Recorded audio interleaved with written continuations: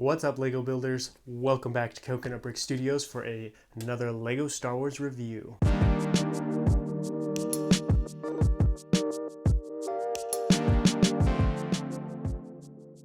In today's video, I'm going to be reviewing the brand new Lego Star Wars General Grievous Starfighter.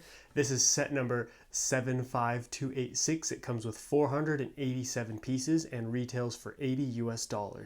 Now this set's official release date is September 1st of this year, but as you guys can see, I have it early, and a lot of you probably have it at your local Target or Walmart, so you can always check that out if you're interested in getting this set. In my opinion, this is probably one of the most controversial sets to come out of the Lego Star Wars Summer 2020 wave, and in today's video we're going to be getting into why it was so controversial, as well as is it really worth $80. So enough talk, let's go take a look. We are going to start out today by taking a look at General Grievous's Starfighter. The official name for this Starfighter is the Belbulab 22 Fighter.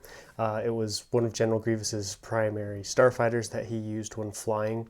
Starting off with the build of this ship, it is a very sturdy build. That's one thing that I really liked about it. It's not flimsy. There aren't pieces that break off easily, and it's fairly easy to hold. There are some pretty cool functions and little play features, so we're going to start in the back here and then just move our way forward. Starting in the back, we have this little vector tail fin right here. It can move up and down.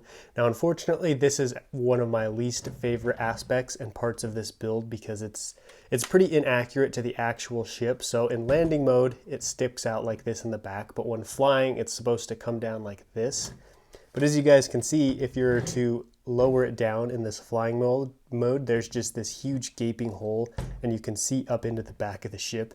Now, I'm not really sure how to mod or fix this yet. I don't even know if I'll end up doing that, but I'm kind of disappointed that Lego put in a function that allows this to go down and then just opens up this giant gaping hole like that. Moving on to the cockpit area, we have this little windscreen or windshield, whatever you want to call it, that opens up and allows you to look inside the cockpit. I thought this play feature was really cool just because some starships that Lego makes, you just have to take the windscreen or windshield off, but I really like how this slides forward and slides back. It is a little bit flimsy, so if you're flying it around or moving it around, you'll end up flopping this thing open and closed, which is kind of annoying, but it's not the end of the world. Inside the cockpit, we have two control panels on either side of the seat. The seat's right there, and then here in the front you have two little levers, I guess, for controlling the ship and flying the ship. So all in all, a fairly detailed interior, and it's got a little bit of extra leg room down there in front for General Grievous.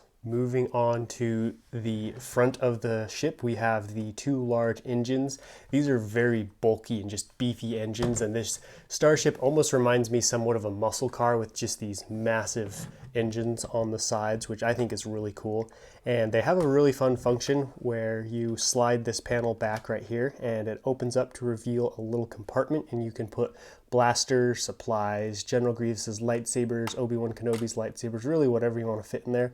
It's not super spacious, but you do have a decent amount of room in there.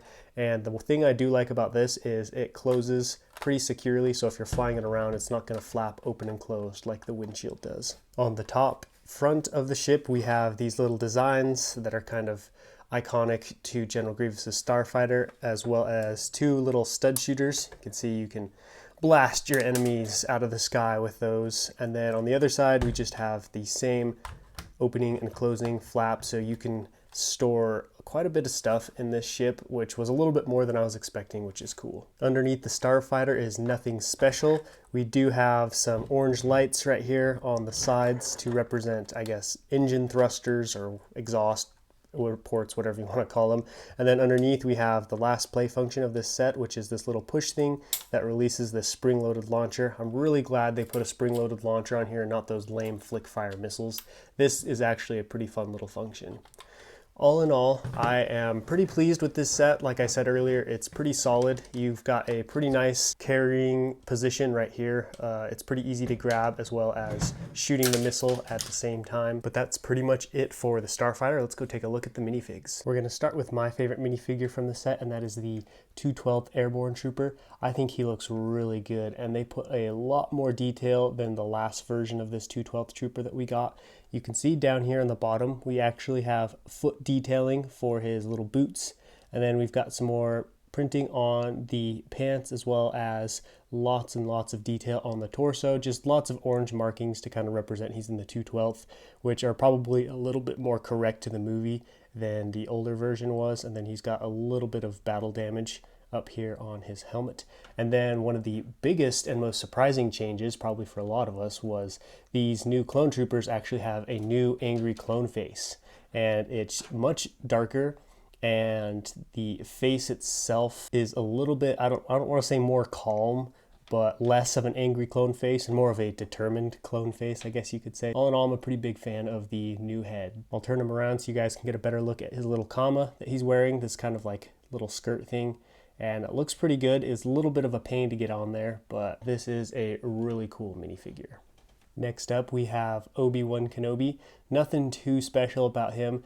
Apparently, this is the same exact Obi-Wan Kenobi to come out in the Duel of Mustafar set. So if you have that set already, you have this minifigure already. A couple of things of note, you see he's got a little bit of battle damage on his robes because he just barely, duked it out with General Grievous. And then we've also got some nice little leg printing on the legs, a little bit more printing on the back of the torso with some more battle damage. All in all, nothing too special. He does have the extra face, so if you want an angry Obi-Wan Kenobi, you've got that as well. Last but not least, we have the cyborg general himself, General Grevious. This is a really good looking minifigure. I don't know if they've updated like the torso or the printing since the last iteration because I don't have the last one, but I think he looks really good. He comes with his 4 arms and iconic 4 lightsabers. The face looks really good. There's nice printing on the sides. The body looks really good. All in all, this is a really good minifigure and one that will make a fine addition to my collection. Now that the review is over, I want to give you guys some of my thoughts and opinions on this set, as well as explain a little bit as to why it was so controversial. And it's so controversial for 2 reasons. The first is the price, and the second is the minifigures. As for the price, I do not think this is anywhere near worth $80. Don't pay $80 for this unless you really want to get it early, review it, or you really need it for something.